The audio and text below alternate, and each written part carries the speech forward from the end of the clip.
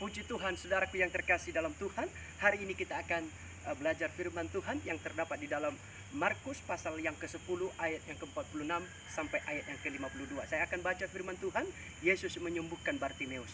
Lalu tibalah Yesus dan murid-muridnya di Yeriko, dan ketika Yesus keluar dari Yeriko bersama-sama dengan murid-muridnya dan orang-orang banyak yang berbondong-bondong, ada seorang pengemis yang buta bernama Bartimeus, anak Timeus, duduk di pinggir jalan.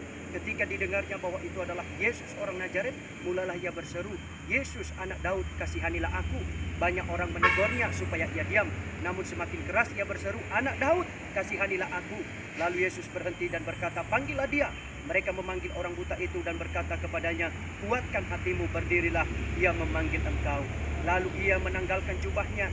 Ia segera berdiri dan pergi mendapatkan Yesus. Tanya Yesus kepadanya, "Apa yang kau kehendaki supaya aku perbuat bagimu?"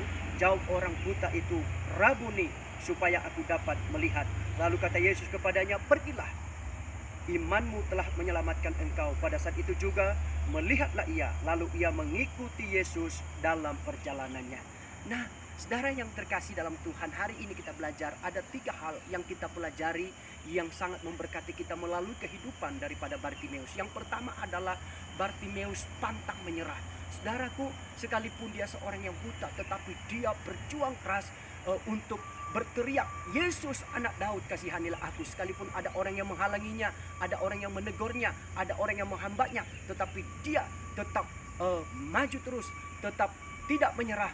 Dia tetap berteriak, memanggil nama Tuhan Yesus. Yang kedua adalah kita belajar, yaitu Bartimeus adalah seorang yang percaya kepada kuasa Yesus. Dari mana Bartimeus tahu bahwa Yesus adalah orang yang berkuasa, padahal dia adalah seorang yang buta? Tetapi saudaraku yang terkasih dalam Tuhan, dia sering mendengar tentang Yesus. Firman Tuhan berkata bahwa iman timbul oleh karena pendengaran firman Tuhan. Dan yang ketiga, seorang Bartimeus ketika dia sudah disembuhkan oleh Tuhan, yang ketiga adalah dia mengucap syukur dan berterima kasih kepada Tuhan Yesus. Dengan cara apa? Dengan cara dia mengikuti Yesus. Padahal Yesus berkata kepadanya, "Pergilah, imanmu telah menyelamatkan engkau." Tetapi dia tidak pergi, sekalipun itu perintah. Tetapi saudaraku yang terkasih, bukti ucapan syukur dan terima kasihnya kepada Tuhan Yesus, dia mengikuti Tuhan Yesus dan memuliakan nama Tuhan Allah. Tuhan Yesus memberkati kita.